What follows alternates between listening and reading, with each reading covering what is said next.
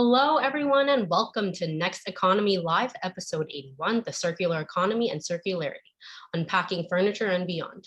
On behalf of the American Sustainable Business Council and Social Venture Circle, thank you everyone for joining. My name is Colleen Wong, and I lead strategic engagement and programs at SVC. Before we begin, we'd like to thank our partners who made this possible.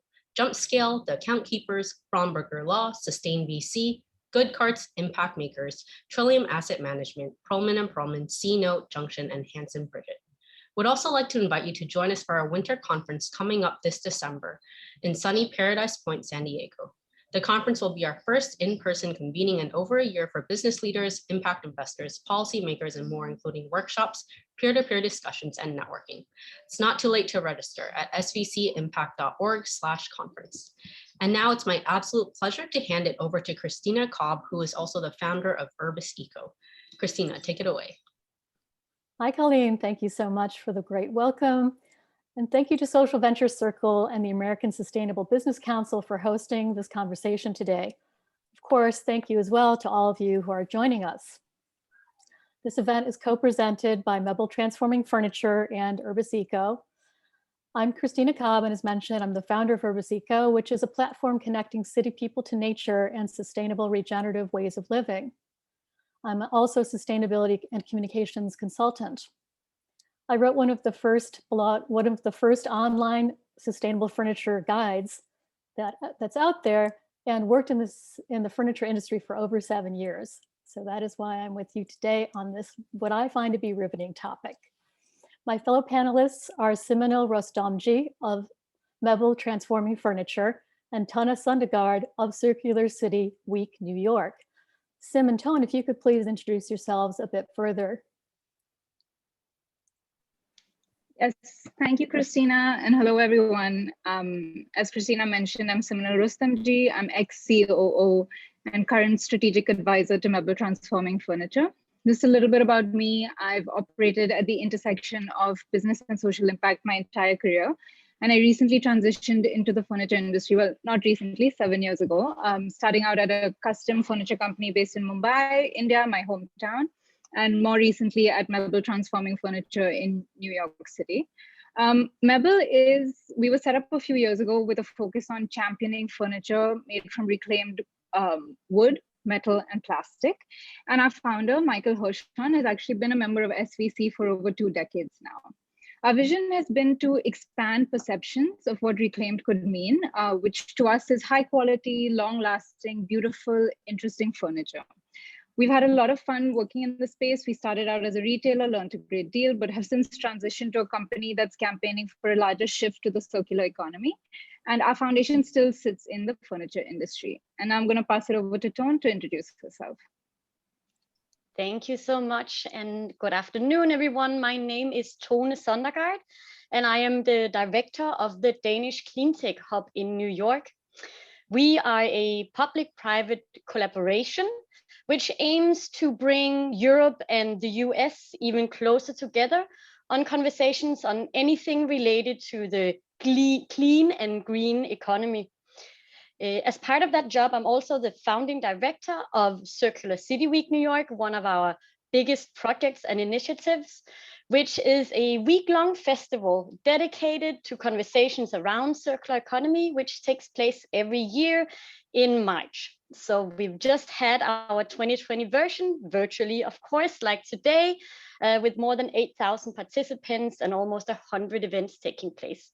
So it's a great pleasure being here today and talking about some of the amazing initiatives taking place within furniture, especially, and the circular economy. So thanks for having me. Thank you so much, Tone and Sim, both. It's really a pleasure to be here talking with you. So before we jump into the thick of it, I wanted to just outline what our goals are for the day. And we'll be, of course, exploring how industries can embrace circularity and the circular economy using the lens of furniture. We'll also do a quick overview of the furniture industry's major impacts, as in the why, and discuss the state of circularity in furniture, both challenges and opportunities, and look at what we can learn from other sectors and other countries. So with that, I'll pass it back to you, Tone, for an overview of the circular economy for those of you less familiar. Absolutely, thank you. I think there might be a few slides to assist me with that one. And I promise to keep it kind of short, but just to give everyone kind of a feel for what it is that we're talking about today and the general concept. And essentially, circular economy is super exciting, at least in my opinion, because it really provides us and companies, governments, NGOs, and essentially anyone interested in creating a more sustainable world, a toolbox, a set of very concrete measures and activities that one can undertake. And I really think that's part of why circular economy has become one of the key terms that we talk a lot about today. So hence the goal of circular economy is to hopefully maybe one day making sure that these two lovely ice bears do not have to be all on their own out on the sinking ice.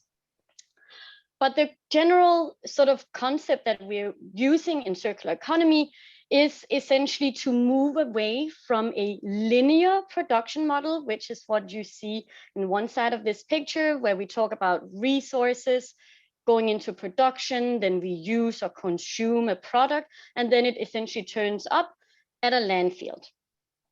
Instead, what we really talk about in the circular economy are these like three core concepts. It's essentially the wish to design out waste and pollution. It's keeping products and materials in use, and it's regenerative natural systems. And you can kind of see it a little bit on the other side of this slide, where we try essentially through recycling, repair, remanufacturing, and reuse to keep these circles and these loops closed. And I think what we're going to talk quite a bit about today, you're going to hear us mention quite a few different of these strategies. And just to give you sort of a little bit of a visual outlook, here is a few of the tools that one uses if applying circular economy. And I won't read all of them to you, but there's anything from resource recovery to repairability, sharing platforms, product life extension, and lots of other sort of means of applying or really tangibly kind of trying to obtain these three core goals that are part of the circular economy. All that being said, this sounds fancy and like something we haven't heard before. It actually, of course, isn't as new. These tools have been around for a long time, and it has also actually been applied in different shapes and forms in other industries. And of course, today we're talking about furniture quite a bit, but just so you get a feel for other industries where this is also really applicable or can have a super high impact, we've just gathered a few for you. And the first one is essentially food services, food production, and the likes of it. We just put a little stat here just to get you guys to think about how broad a topic that actually is. But you know, Americans use 60% of their food budget on meals at home and 40% actually of eating out. So as you'll also all be aware of, that creates all these conversations around food packaging, straws, and other sort of single-use plastic items that are all becoming part of this conversation around circular economy and food. Next up, one of the other really high impact sectors are definitely also clothing and textiles. I think we might all be aware of some of the stories out there and some of the companies either doing really great or maybe being a little bit challenged by this factor. But essentially the core mission here is to increase the current recycling rate from only 14.7% to something hopefully much, much higher in the future, because that is a lot of textile ending up, as you see in this photo. And last but not least, the industry that maybe sometimes, at least in my opinion, is a little bit overlooked, is actually one of the industries creating a lot of waste. The built environment stands for 600 million tons of construction and demolition waste in 2018 alone, which is actually twice the amount of waste generated by all of us throwing our things in our bins at home, what we call municipal solid waste. So also a super interesting industry and a really high impact sector to apply circular principles to. So with no more about sort of all of that, I will give it back to Christina, because I know she'll take us through some fascinating numbers and introductions to why the furniture industry is also so important in this regards. Thank you so much. That was an amazing overview. So yes, waste is a huge problem in every industry, and furniture is not alone, or is not an exception. While the numbers are a bit smaller than those from the construction industry, they're still massive, and they've grown exponentially. As you can see from the stats on the slide, from 1960 to 2018, furnishing and furniture waste grew from 2.1 million tons to 12 million tons.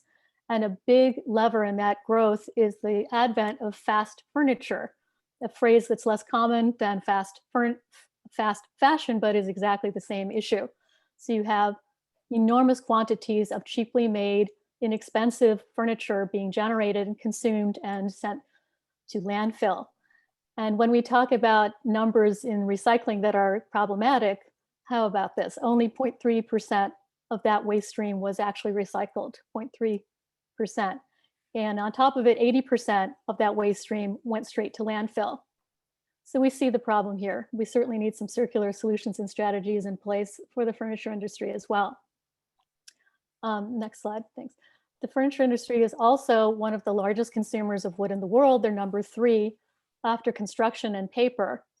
And as everyone knows, we need as many carbon sinks, as many beautiful forests as possible in this time of climate change. And the impact is massive. So also just to point out, a somewhat obvious fact, but furniture is still largely made of wood. As many new ideas as there are around materials and so forth, the vast majority of it is still made of wood. So this is a huge issue for the industry to tackle. Another thing to consider, just to go back to that slide for a moment, about the deforestation is that IKEA alone consumes 1% of all timber globally, just one company. Also wanted to just touch on the loss of biodiversity being, of course, linked to deforestation and the threats to every livelihood of any forest-dwelling people, be they indigenous, which many are, and others who rely on the forest for their livelihood. That total number of people is about 1.6 billion. So a lot of human suffering occurs because of this too. Then in terms of material toxicity and pollution, I love this succinct slide here, just showing you what one piece of furniture releases into the atmosphere when it's created. 47 kilograms of greenhouse gas, or to put it in American speak equivalents, it's about 5 gallons of gasoline being burned just for one piece. So there's a huge emissions issue, which is true, of course, for all manufacturing. And additionally, in particular to the furniture industry, there are a lot of chemicals that are used in the production of furniture that are quite harmful both to the environment and to human health. And these can be found in the foams that are in our upholstery. They're in the paints and finishes, all the press board and chipboard. And all of these contain volatile organic compounds such as formaldehyde, benzene, toluene, and a slew of others. On top of it, literally, there are also a number of toxic chemicals used in the creation of treatments for the upholstery that goes on furniture for fire retardants and stain resistance and water resistance. And those are some of the most awful, persistent chemicals that many of which are also carcinogenic. So that wraps the major impacts. There are others, but we won't go into those today. Instead, we're going to jump into the body of our conversation, which is on the state of circularity in the furniture sector. So just to point out the fairly evident fact, this is a very complex topic and there are many different facets to what solutions are possible. So we're going to be honing in on what we identified as some of the most effective and most promising solutions for the furniture industry. And along those lines, the first we wanted to jump into is keeping materials in use through reclaiming, recycling, and upcycling. I think Sim is going to take us through this. And Tone. Yes, thank you. Yes, thanks, Christina, and thank you, Tone, for setting the stage so beautifully for this conversation. So I'm going to dive right into the solution around keeping materials in use. And this solution in itself is a very broad topic. So I'm going to focus in on, 3 aspects of recycling, upcycling, and reclaiming. And hopefully this discussion, it's just a starting point and it sparks some curiosity and inspires ideas around these topics. So how I'm going to structure it is I'm going to talk through a few examples of companies that are working across these three solutions. And the idea is that they can both inspire us, but also we can think a little critically about what it would actually take to take these solutions to scale. So I'm going to start with reclaiming, which is honestly the DNA of mebl. It's at the core of what we do. And what it essentially means, it's recovering materials that were already in use. So for example, wood from an old barn or a water tower, and repurposing it into something different, which could be, for example, a table, right? And at mebl, we've really focused a lot on small companies and small artisans, because that's where we've seen a lot of the exciting work around reclaimed happening. And I wanted to take you through two of our favorite furniture makers. We have a lot of like amazing furniture makers, but these two I thought were a good example to see how different artisans are using the method of reclamation to create beautiful pieces. So I'm going to start with Rupert Blanchard, who is a UK-based furniture maker, and you can see his piece, that beautiful cabinet there on the slide. And I just want to read out his design philosophy, which is to only use objects that no longer fulfill the purpose for which they were originally created, and to make the unwanted wanted again. And I feel like that fits really beautifully into the principles of the circular economy. And you can see this beautiful cabinet. It's actually made from two types of reclaimed materials. So it's the frame is built from reused plywood that was originally used to construct the 2012 London Olympics facilities.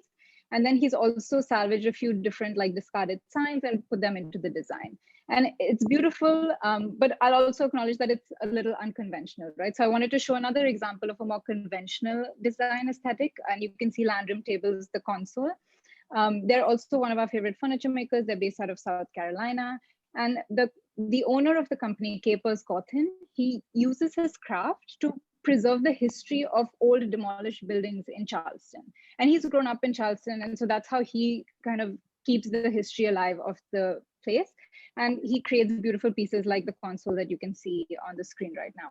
And so what I love about both of these furniture makers is they're so different, they're so creative, but they have a similar principle of finding local material that's discarded and turning it into something beautiful. And really, like, that's what I wanted to show you on the slide today.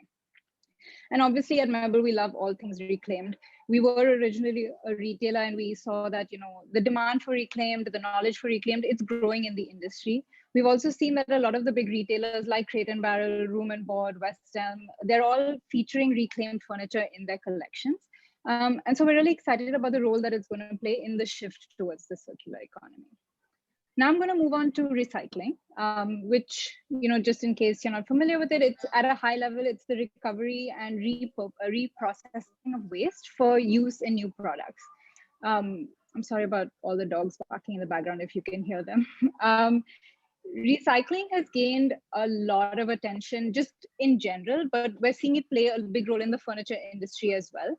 And I wanted to talk about a company that we recently discovered and recently featured called LOL Designs. You can see the beautiful pink deck chairs in the slide here today. And what I love about them is they're really thinking about recycling, both from what is the material they use to manufacture their furniture, and also the fact that their products will be recyclable at the end of their life. And what they do is they're Minnesota-based. They design and manufacture outdoor furniture made from recycled high-density polyethylene.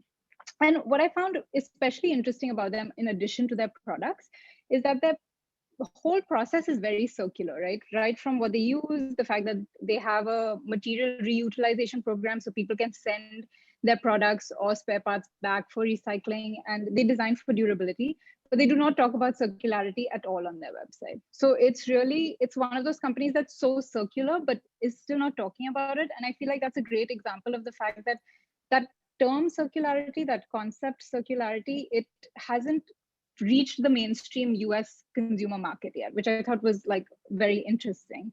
But I do think it's a matter of time before that begins. And then moving on to upcycling, right, which is taking a product or a material that would have been discarded and giving it an elevated new life. And you see this a lot with furniture, just taking an old cabinet, sanding it, polishing it, putting new handles, and making it into something even more awesome. And recently we featured another artist from Greece, Kostas Lambridis. You can see his beautiful lamp on the slide here as well. And what he's done, like the way he's made this awesome lamp is he's taken like disposed stained glass, acrylic glass, mirrors, LEDs, like all sorts of materials, and turned it into this beautiful piece of art, which I thought was super interesting.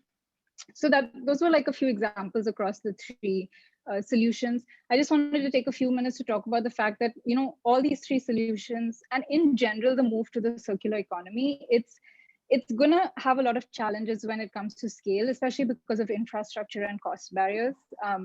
And it's also challenging for existing businesses to integrate these solutions into their operations. It can become operationally complex. But despite the challenges, I think, you know, the industry is recognizing that this is where we're headed.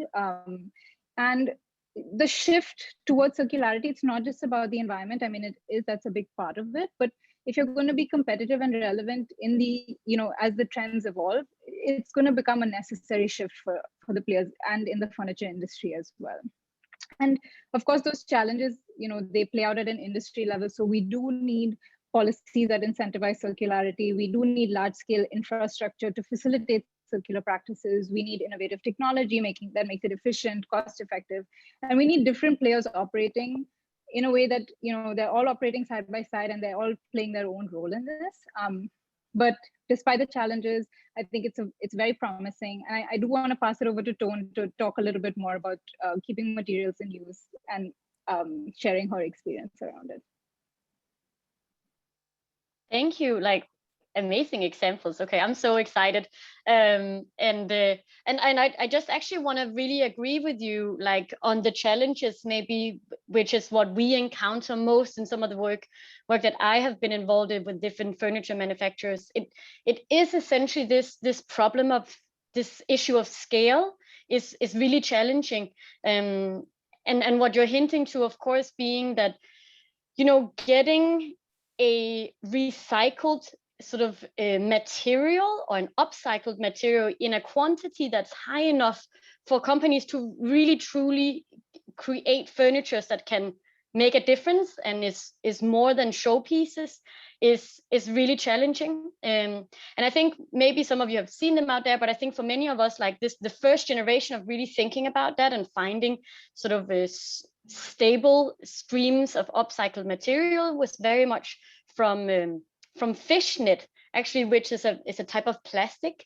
So it had kind of this dual purpose of taking something, essentially upcycling a product that you literally take from the bottoms of the sea, create some new beautiful furniture from it, and it has a great story. And I think for especially chairs as the ones you're showing on the picture right now, that's, you know, and a great alternative. I think some of the next generation that we're really seeing where people are starting really to think of this is within textile boards, as we call them.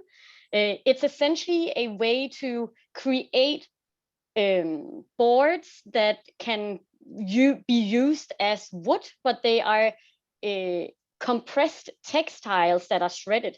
So again, it's a way to take some of the textile waste that we were, for instance, seeing on some of the first photos, really thinking about how can we upcycle that to something where we give it more value than it would have before, and create these beautiful boards that actually also has some beautiful texture to it, and build furniture in that sense. So that's some of the really interesting examples. For this last one, there's this company out there called Quadrat that's really awesome and has some beautiful benches and stuff made precisely in this manner. So I think that's super interesting as well. So yeah. Thank you. I love those examples, especially the textile board. Tana, before you and I spoke, I had not heard of that. Super innovative. So I'm going to be talking about keeping products in use, which is of course a parallel solution set to keeping materials in use, but it has a different set of players. And this is the scenario where we find ways of keeping existing furniture that's fully designed and in some cases exquisite, like these chairs on the right. In other cases, they might just be your neighbor putting furniture out on the sidewalk and you walk out and grab it. But what I wanted to talk about first in terms of formalized solutions, the sharing economy is doing wonders on this front. And there are proliferating community-based platforms around the world where selling and giving away furniture for free becomes extremely easy. And one of these is called Free Cycle, for example, that I personally participated in. And in that kind of platform, you can even post what exactly you're looking for. So let's say I wanted a new desk, and all the members take a look at these postings, and you may actually be connected directly with someone giving away a desk. So it takes all the guesswork out. And it, in many cases, is actually free.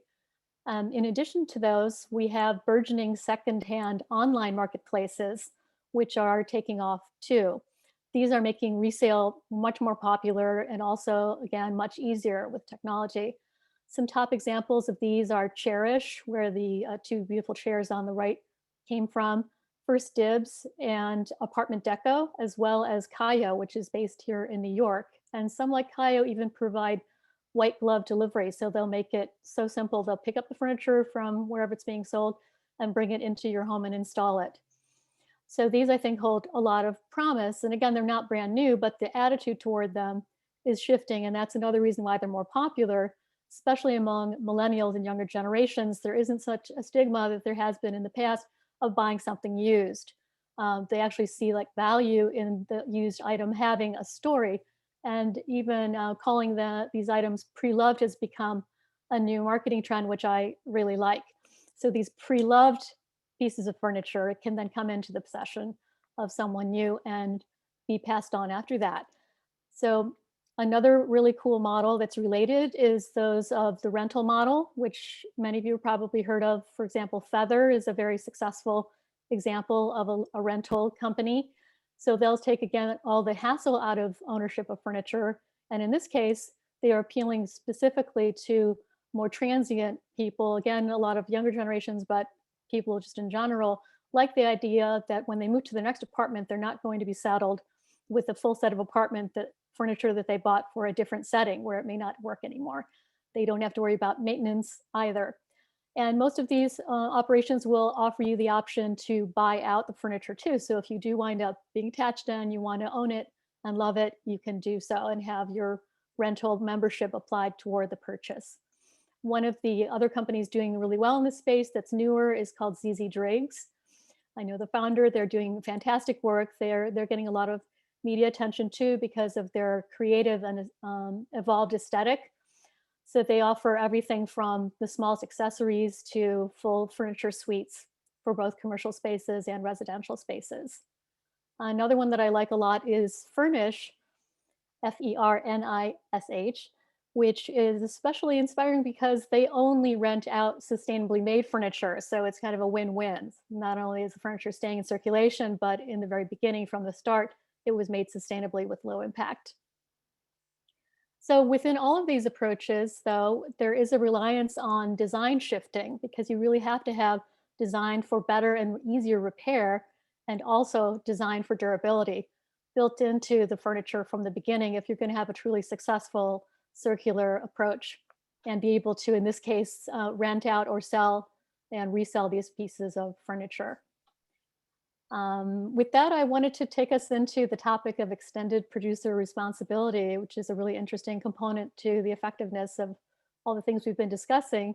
And Sim, I think you're going to start us off on that, and then Tone will come in. Yes, thank you, Christina. So extended producer responsibility, just for those who aren't familiar with it, it aims to extend a producer's responsibility for their products across the product life cycle. So right from the design stage to the end of life stage, right? So whereas right now, if you buy a sofa or a car or a toaster, the company's responsibility or involvement for that product ends the day you buy it, or it extends to a stipulated warranty period, right? But with EPR, the company has to make provisions, financial and or logistical, to manage the product at the end of its life, or at least once you're done with it, so it doesn't end up in a landfill anymore. EPR can be mandatory, so it can be part of regulations and policy, or it can be voluntary, like a group of stakeholders coming together and deciding to abide by it. It's a great instrument in the circular economy toolbox. It's obviously not a silver bullet approach, none of this is, but it's a great way to, you know, incentivize circularity and push it forward. And I want to highlight some of the advantages of EPR. So it essentially, because the producer becomes responsible for the product at the end of its life, it incentivizes producers to think about more eco-friendly product design, right? And how to design more smartly, and how to design for recycling and easy end-of-life management.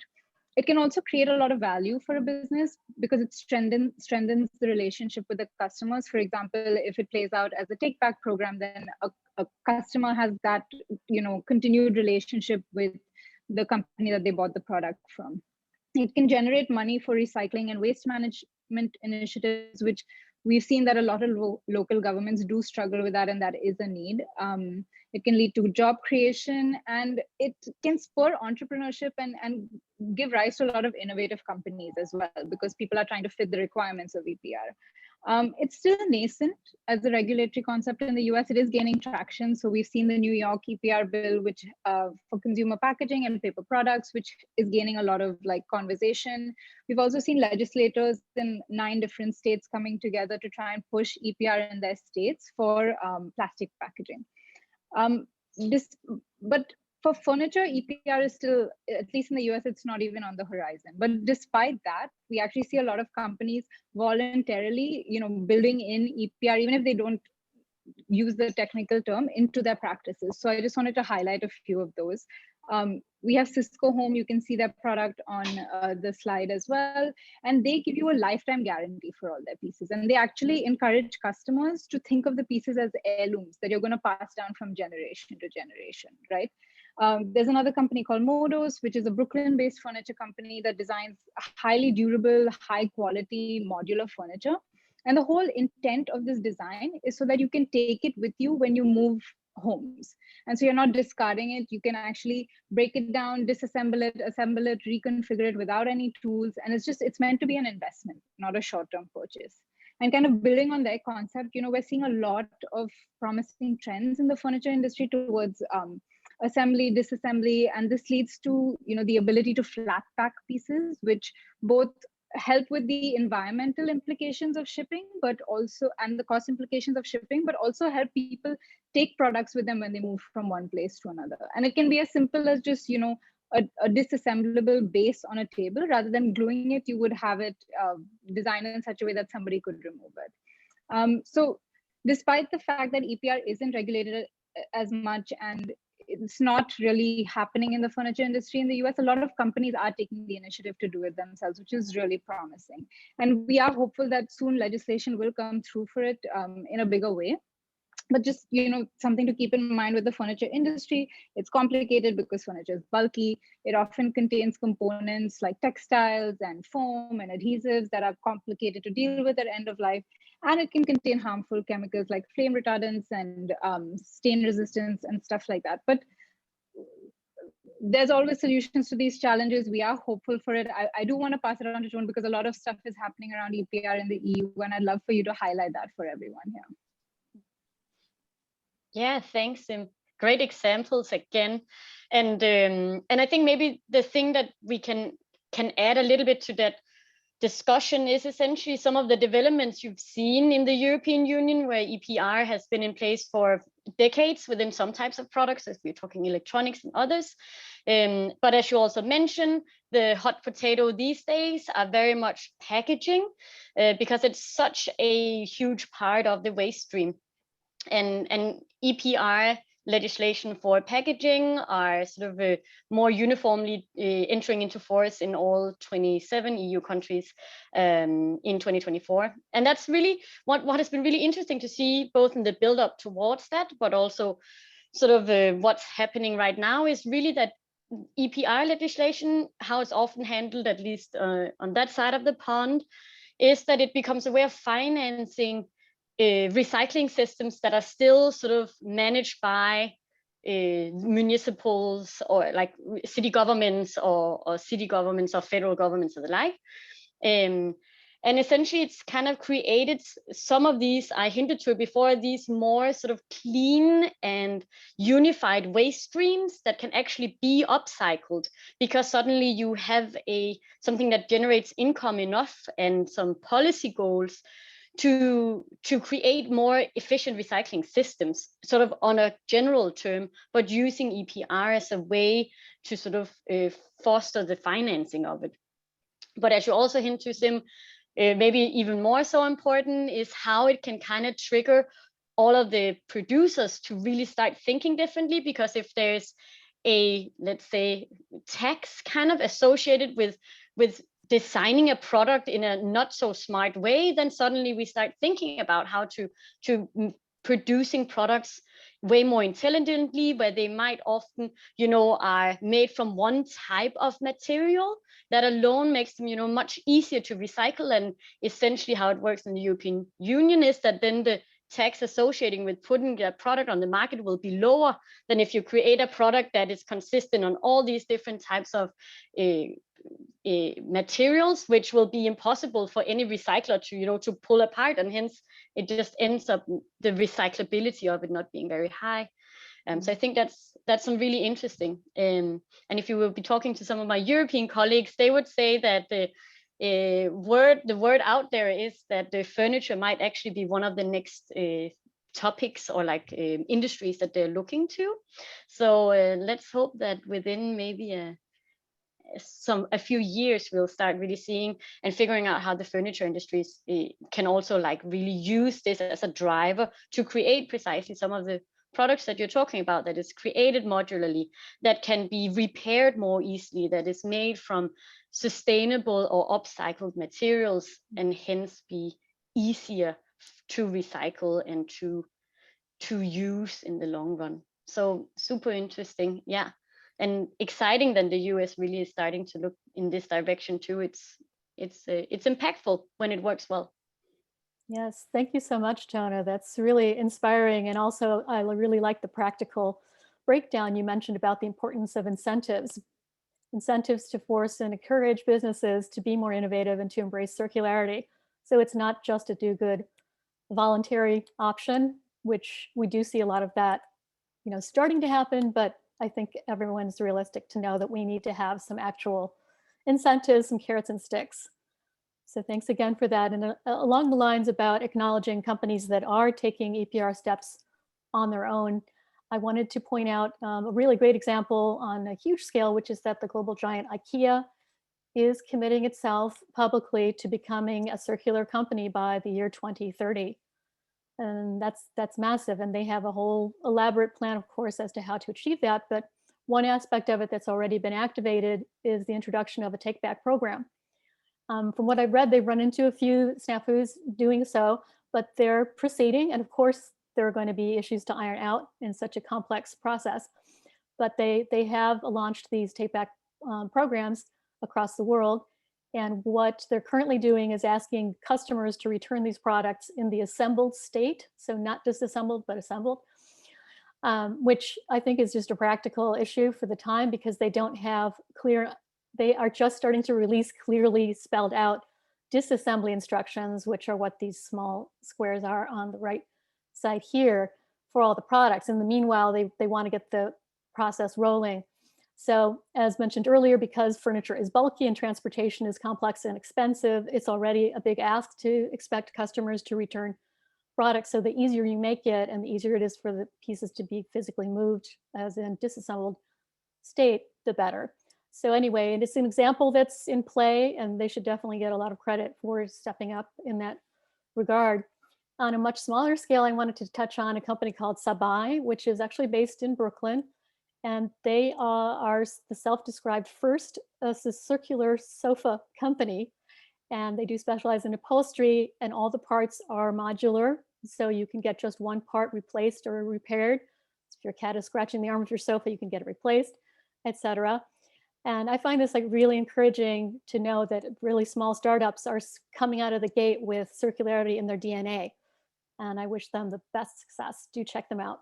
They're in our resources, which we're going to mention at the end. And they're also a company, by the way, owned by women of color. So kudos there. The one other thing I wanted to just touch on is that, again, in this case, designing is important for disassembly. If you're going to do effective takebacks, you have to specify materials that can be easily refurbished and renewed, and then eventually, of course, reused. and or recycled. So again, we see the tie-in of the importance of design being part of this whole solution set. Tone, I think you had a couple of really wonderful examples perhaps to share in Europe on this note. Yeah, it's super exciting, Christina, because I really think, I know we were talking about how sort of this next generation of take back programs might actually be looking. And I was sharing an example with you of a company that I'm very fascinated about called mebl, which have essentially made a business model out of going to large corporate companies that has essentially nothing to do with furniture manufacturing. In this case, a brewery called Carlsberg, and they have very specific waste stream coming in from their massive production. In this case, some caps that are normally on a keg when it goes out, and hence they have millions and millions and millions of them. And what they've then decided is actually to create this like full circle system, more or less, where mebl as a furniture manufacturer goes to the corporate, says like, what waste streams do you have that you are not right now using that is just going to waste? Taking that material, in this case a plastic cap, in a bulk so big enough that they can again create a new material from it and then actually make furniture, in this case outdoor chairs and tables, that the same company, the brewery, takes back and implements in their headquarters and keeps them there as a way to almost sort of showcase where some of their waste streams are going. And once done, the furniture, or once the furniture isn't maybe in tip-top shape anymore, they can take it back and you can essentially remelt it and do it one more time. So these like complete loops, I just think is super fascinating, and thinking about it from this angle. So we are seeing way more of stuff like that coming on in Europe. I call it full cycling. I'm not even sure that's the right term, but the concept is really wonderful. That's just the term that was coming to my mind, actually. Full cycling. It's full cycling. Brilliant. I love that. Thank you so much for sharing. It's been so great to have the European viewpoint and your viewpoint overall on this conversation. Well, I think we're finished with our more formal presentation, and we wanted to allow some time for a Q&A. And Sim, will you like to take us through that? Yes, definitely. I'm going to try to get through all of the questions, but it might not happen in the interest of time. So I'm sorry if I don't get to you, but our info will be in the chat box. You can always get in touch later for any questions that we didn't answer.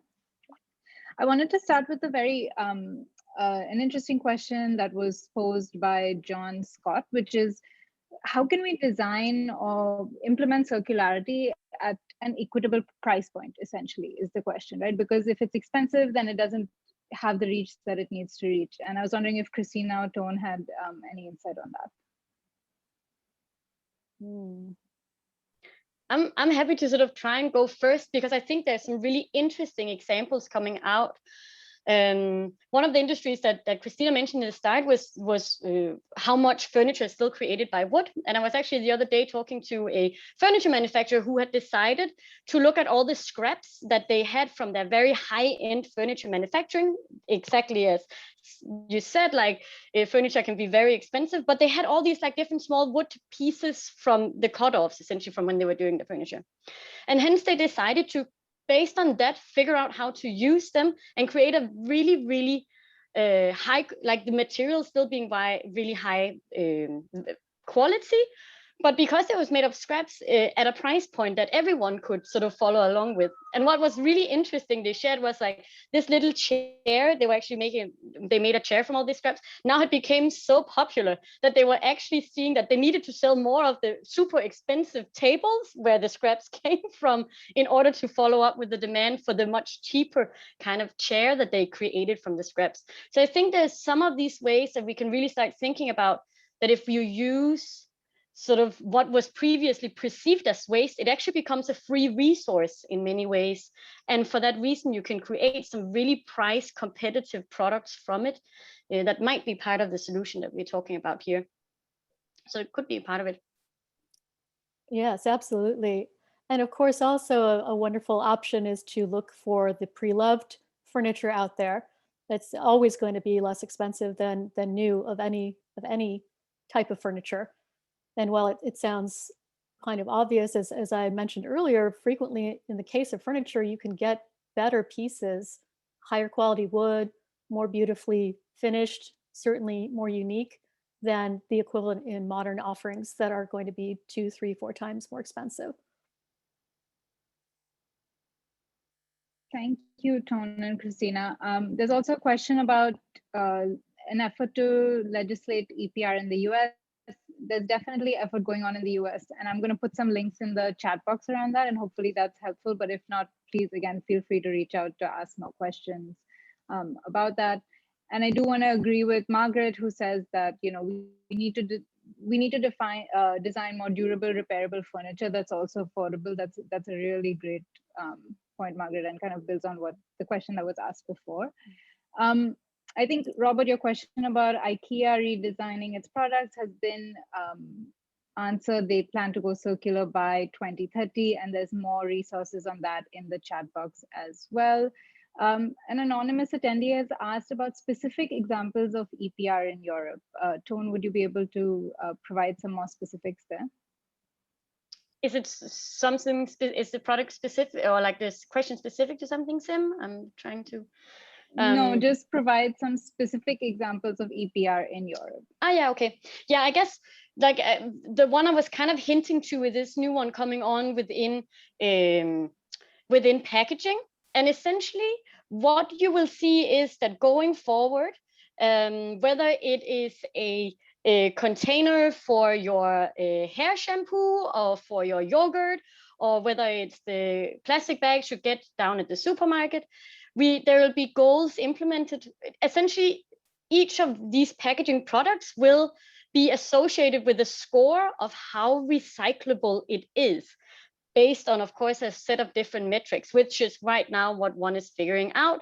Is it the level of recyclable content that is in the packaging material? Is it, as I hinted to, the more uniform the material use is, the less of a cost that's associated with putting a product out on the market. But essentially, that is what you are aiming to do, to really try and push forward that anyone who uses packaging, and I guess that's across industries, really start to think about, how do I package this in a way that it will have the least effect on the entire recycling system? And if I choose to put something out there that is completely impossible to recycle, then I will have to then really pay a high premium to put that out on the market. And the legislation has actually been existing in multiple countries before, but the fees associated with it were just so small that it wasn't enough really to incentivize packaging design to kind of be rethought. It was just a way to finance a recycling system. But now the fees are really sort of like taking a completely different form and shape, and hence you will also see everyone, if you're talking to anyone that's using packaging in Europe, they're all like, what are we doing? What am I rethinking? How will this look? Because now the fees associated are really high enough to create a complete change of the packaging materials and the packaging designs that we're going to see in the market. So that's kind of the basis of it. Thank you, Tone. There are a couple of questions about chemical use in furniture, and how companies are reducing their chemical use in furniture. If these practices are still going on, it feels like we're quite far away from the reduction of chemical use in furniture, and also whether given the chemical use in different furniture products, whether pre-loved is really the right solution, because you're just kind of carrying on the use of those products, right? On and on and on. So I was wondering if either of you wanted to chime in. I'll have something to say about that as well. Yes, I'll chime in on that one, certainly. So first, it's an excellent point, and it's true that older furniture is more likely to have, if it's foam in particular, more volatile organic compounds in it when it was made, but it also, all furniture off-gasses less over time. So there may not be much of a difference there between buying a new piece of furniture today with lower amounts of VOC in the manufacturing process, but they're freshly off-gassing. So it's be hard to say without actually measuring. These things have to be actually like measured on site based on the insulation in the space and a lot of other wonky details to know whether you're better off with an older piece of furniture made conventionally or a newer one made conventionally. So I would still say that unless you're going to go for a sustainably made piece of furniture that's new, you're probably better off doing the pre-loved as far as avoiding the chemicals, and just be sure to do adequate maintenance. Everything I've researched says it's very important to like vacuum upholstery regularly, because the dust that comes off these pieces frequently will have small amounts of these chemicals in them. Hope that's helpful. Christina, I just wanted to add, like, I think it is definitely, it's a big issue, and it's one that, you know, the industry has to grapple with, and it's still, there's a lot going on around it. But what we saw, which was really positive, at least with the furniture makers, you know, the smaller scale companies and artisans that we work with, a lot of them were very aware of it. They were trying very consciously to manufacture in a way that it doesn't, like, they're not using toxic chemicals, and they were very mindful of that. And we saw that happening on the scale that we were seeing. I also just want to, you know, put a plug in for the Sustainable Furnishings Council. They're a great resource when you want to learn more about toxicity and learn more about this topic. It's a great website. Go to the Sustainable Furnishing Council website, and you'll have a lot of resources around this. Yes, I second that. They're a great resource. Yes. I did want to just, you know, in the interest of time, I wanted to ask a question that hopefully can inspire our audience. I was just wondering, you know, what is one hopeful idea about circularity that you would like everyone in the audience to leave with? And, you know, feel free to jump in, Christina or Tone. You first, Christina. Okay, sure. If I had to pick one thing, I would say one thing that inspires hope in me is the emerging trend of an awareness that the actions we take as producers and consumers have a direct impact on nature. And so to choose as wisely as possible at every step of the way. Yeah, I will completely second that, Christina. I really think that what is really changing right now, especially in the American marketplace, is consumer awareness. You know, in the end, I think many of the products and industries we've been talking about today, there is no market for this unless, like, consumers are also really willing to buy these types of products, right? And to change the behavior, whether that is renting the furniture or buying upcycled furniture, or think about this when you go into your next furniture purchase. And I really think that's where especially through Circular City Week, you know, where we have so many different sort of type of attendees coming through, the awareness around this is massively exciting and brings me both hope and joy. So for sure. Thank you both. And I just wanted to add, like, I hope that in this conversation around circularity, you know, the ideas of equity and social justice also get woven into our transition into the circular economy. So issues like fair wages, safe labor practices, accessibility, affordability, you know, community engagement, like all of that plays a role in our transition to the circular economy, because that's truly going to make the circular part of it, right? Like, that's going to be a big critical part. I know we have some more time, so I thought I could take a few of the, you know, shorter questions. There was a quick question about the name of the company that recycles brewery waste. Tone, I think you referred to them. Yeah, they are called Mater, M-A-T-E-R. I think they'll also be in our resource list, at least the one, but Mater, they're called. Yeah, they're super nice. They're super cool. Check them out. You can actually buy precisely that product online. I just checked it up because Christina asked me to see if it was up for sale, and it actually is also being sold externally. So check it out. Awesome. Thank you, Tone. There's another interesting question about addressing the culture of fashion in furniture. So, you know, people feel the need to redecorate every few years, and they want to, like, change it up in their home. So how do we address that? Like, do you have any thoughts on how we could help consumers move away from that trend? Well, I actually have something to say on that right off the bat, which is that there are creative ways to allow that to happen. Not only, of course, the rental model, which is set up in part for just that reason. That's one of the reasons it's set up to be a rental model, is to allow people to change their style without a huge hassle. But secondly, there are design solutions, for example, with upholstery, increasingly companies are going back to making removable upholstery covers, and you can completely change the look of your upholstered furniture with that. Additionally, one other thing is the really robust DIY movement, whereby you can learn how to quite easily these days refurbish and alter your own furniture if you're into it to that degree. So those are a couple of ways of embracing that desire to have variety and change in your physical environment, and artistic shifts or aesthetic shifts in your environment. And then the other piece, just briefly to touch on culturally, I don't think it's viable or desirable to try to coerce people to not do something that feels good, like having a new look in their apartment.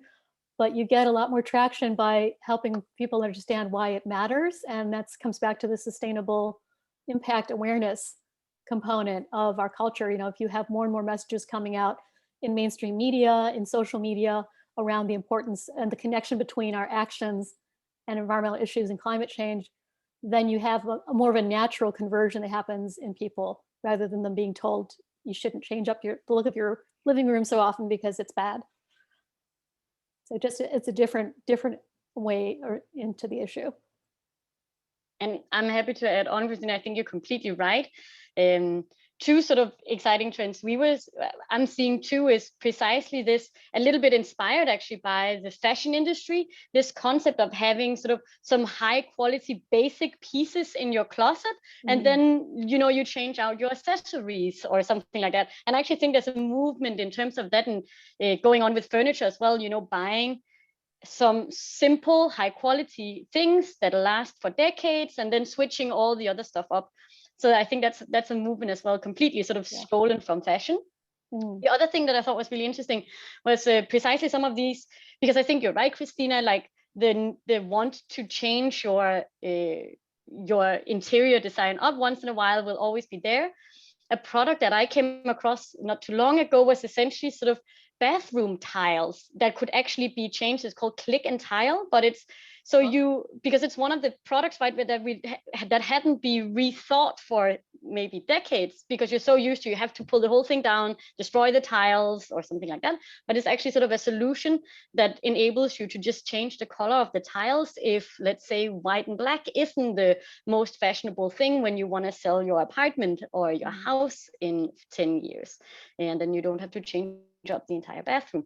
It's the same with backsplashes for kitchens, for instance. So just again, I think there's also a lot of innovative ideas coming out of precisely this want to figure out how can we sustainably kind of give into some of these urges that will maybe inevitably there. So interesting stuff as well. Yes, it's great.